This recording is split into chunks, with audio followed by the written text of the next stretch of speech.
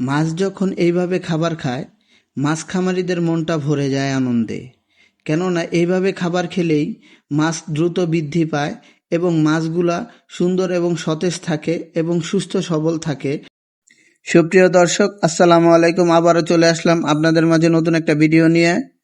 আজ আপনাদের সাথে শেয়ার করব আজিজ ভাইয়ের খামারে সম্প্রুপ খাবার দিচ্ছে তারই বড় ছেলে সৌরভ। হ্যাঁ, আপনারা ঠিকই শুনছেন, সৌরভ খাবার দিচ্ছে তাদের খামারে। তো আজিজ ভাইয়ের খামারটা বেশি বড় না, প্রায় 40 থেকে 50 শতাংশ জমির উপরে খামার করছে, কিন্তু অধিক ঘনত্বে লাভজনকভাবে আজিজ ভাই খামার করে আসছে। আজিজ ভাই পুরাতন খামারি, তো উনি ভালো করেই জানে যে অধিক ঘনত্বে কিভাবে মাছ চাষ করতে হয়। এই যে দেখেন, আপনাদের দেখাই একটু কাছ থেকেই যে কত সুন্দর করে খাবার খাচ্ছে মাছগুলা কেমন সতেজ এবং ফুরফুরা, এবং এই মাছের খাবার দেখে বলা যায় যে মাছগুলা খুব সতেজ আছে এবং সুস্থ আছে।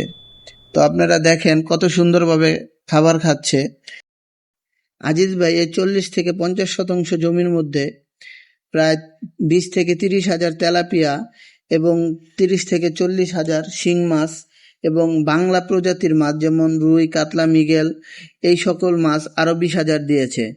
আপনারা হ্যাঁ ঠিকই শুনছেন যে এইটুকু জায়গাতে এত মাছ দিয়েছে। তো উনি অভিজ্ঞ খামারি, তো এই 3 লেয়ারে মাছ দিয়েছে, যাতে উপরের লেয়ার, মাঝখানের লেয়ার এবং নিচের লেয়ার সমন্বয় করে উনি মাছগুলা দিয়েছে। সেই কারণেই উনি এত ছোট জায়গাতে এত মাছ লালন পালন করতে পারতেছে। আপনারা দেখতেই পাচ্ছেন কত সুন্দরভাবে মাছগুলা খাচ্ছে।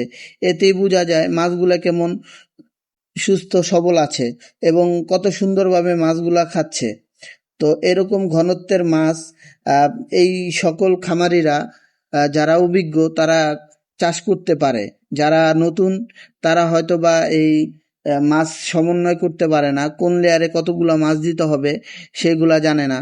তো আমি যারা নতুন খামারি বা যারা নতুন খামার করতে চাচ্ছেন তাদের পরামর্শ দিব যে আপনারা অবশ্যই যারা পুরাতন খামারি আছে তাদের সাথে পরামর্শ করেই এই মাছের ব্যবসায় আসবেন, তা না হলে আপনারা লসের সম্মুখীন হবেন।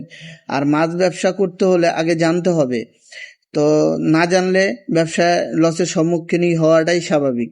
যাই হোক, আজিজ ভাইয়ের মাছগুলো দেখে মনটা ভরে যায়, কেননা এত সুন্দর করে এত ছোট জায়গায় এত মাছ পালাটা যারা নতুন খামারি তারা অসম্ভব বলে মনে করবেন, কিন্তু না, আজিজ ভাই এই অসম্ভবকে সম্ভব করেছে তার জ্ঞান এবং বুদ্ধির মাধ্যমে। আপনাদের একটু ক্লোজ করে দেখায় কত সুন্দর সুন্দর মাছ, রুই, কাতলা, মৃগেলগুলা কিভাবে খাচ্ছে।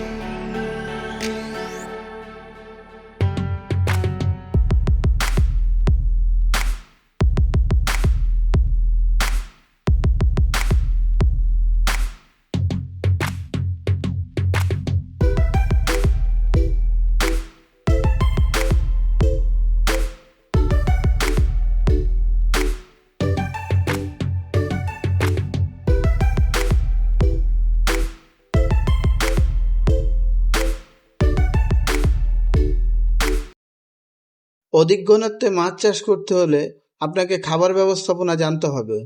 কখন কোন খাবার দিতে হবে তা যদি আপনি সম্পূর্ণ ধারণা না থাকে, সঠিক ধারণা না থাকে, তাহলে কিন্তু আপনি লসের সম্মুখীন হবেন।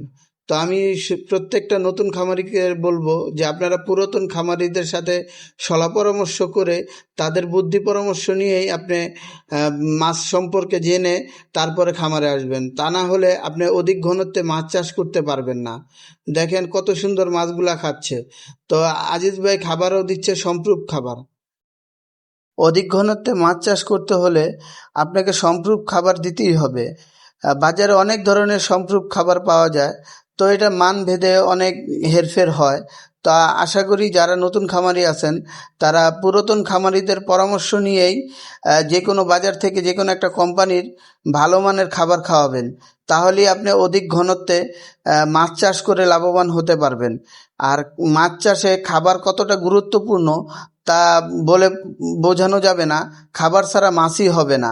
আর বিশেষ করে অধিক ঘনত্বের যারা চাষ করতে চাচ্ছেন অধিক ঘনত্বের মাছ, তো তারা খাবার সম্পর্কে ধারণা থাকতেই হবে। তা না হলে আপনারা মাছ চাষে সফল হতে পারবেন না।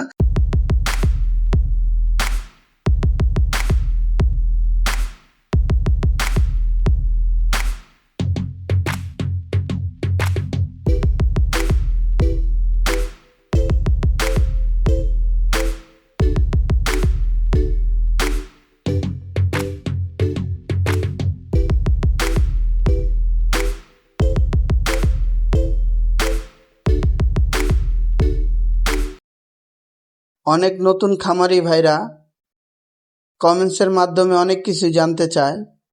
তো আমি অভিজ্ঞ খামারিদের সাথে পরামর্শ করে তাদের প্রত্যেকেরই কমেন্টসের উত্তর দেওয়ার চেষ্টা করি। তো মাছ সম্পর্কে আপনারা যদি কোনো কিছু জানার থাকে তাহলে অবশ্যই কমেন্টস করে জানাবেন। আমি আমার সাধ্য মতন আমি আপনাদের উত্তর দেওয়ার চেষ্টা করব। মাছ চাষের বাস্তব অভিজ্ঞতা ভিডিওর মাধ্যমে আপনাদের কাছে শেয়ার করে থাকি। তো আমার ভিডিও যদি ভালো লাগে আপনাদের, তাহলে অবশ্যই আমার চ্যানেলটিকে সাবস্ক্রাইব করে পাশে থাকবেন। ধন্যবাদ।